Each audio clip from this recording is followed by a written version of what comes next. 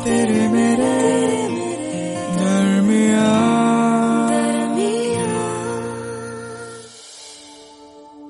जिंदगी में ना आप कुछ भी कर सकते हो, पर ये इंतजार ना, ये आपको रह रहकर सताता है। दिन महीनों में बदल जाते हैं, महीने सालों में, और ये इंतजार है कि खत्म होने का नाम ही नहीं लेता। इतना समय हो गया, तुम्हारे और मेरे बीच में सिर्फ यही तो था, इंतजार।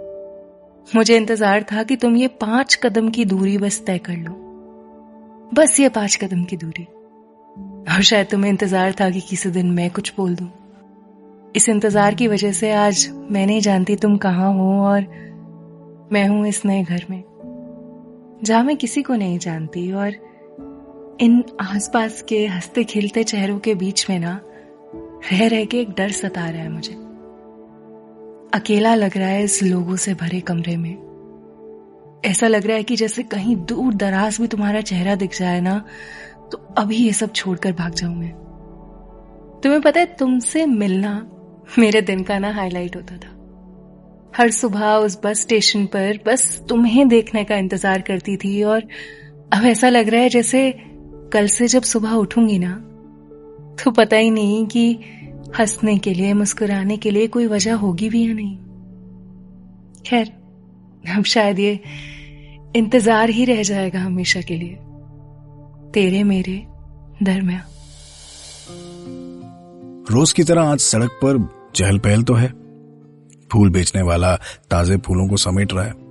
जूस की दुकान पर अगरबत्ती का धुआं महक रहा है। पर फिर भी ना, ये सड़क आज मुझे उदास सी लग रही है। शायद ऐसा इसलिए क्योंकि तुम जो नहीं आई हो बस स्टैंड पर।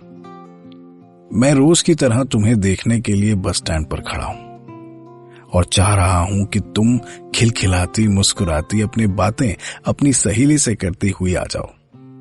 मुझे फिर से माथे पर बल डालकर देखो और कुछ सोचकर फिर नजर मुझसे फिरा लो। सच कहूं तो ये बस स्टैंड मेरे किसी काम का नहीं।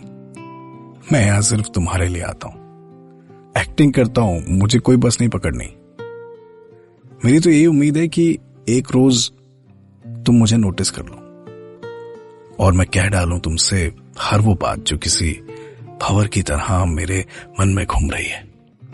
फिर अचानक मेरी बेचैन नजर तुम्हारी सहेली पर पड़ी जो अकेली थी, और मैं किसी बरसात में भीगे हुए पंछी की तरह उसके पास गया और लड़खड़ाती आवाज में मैंने उससे पूछ लिया कि आज तुम्हारी दोस्त नहीं आई।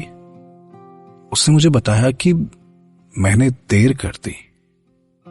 तुम उस पड़ाव पर पहुंच गई जहां हर लड़की एक दिन पहुंच ही जाती है, और घर वालों की बात कभी ना टालने वाली तुमने न चाहते हुए भी अरेंज मैरिज के लिए हाँ कर दी। मैं यहां कभी बस पकड़ने आया नहीं, लेकिन ये सुनकर मुझे ऐसा लगा कि जैसे मेरी बस छूट गई है। लेकिन फिर तुम्हारी सहेली ने बताया कि तुम भी चाहती थी कि एक दिन मैं गुलाब लेकर आऊं और तुमसे अपने दिल की बात कह दूं। अब यूं तो मुझे लगना चाहिए कि सब खत्म हो गया और तुमने शादी के लिए हाँ कर दी, तो अब मैं क्या करूं। लेकिन तुम्हारी सहेली का ये बताना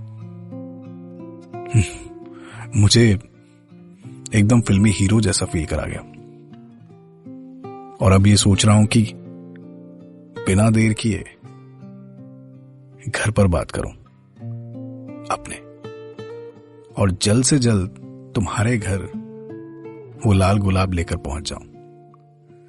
हाँ, जानता हूं शायद मुश्किल होगा, पर नामुमकिन तो नहीं। शायद तुम्हारे घर वाले मुझे बेहुदा समझें और मेरे घर वालों का भी तिरस्कार करें, लेकिन क्या पता वो समझें उन बातों को जो अब तक अनकही ही रह गई हैं। तेरे मेरे दरमियां।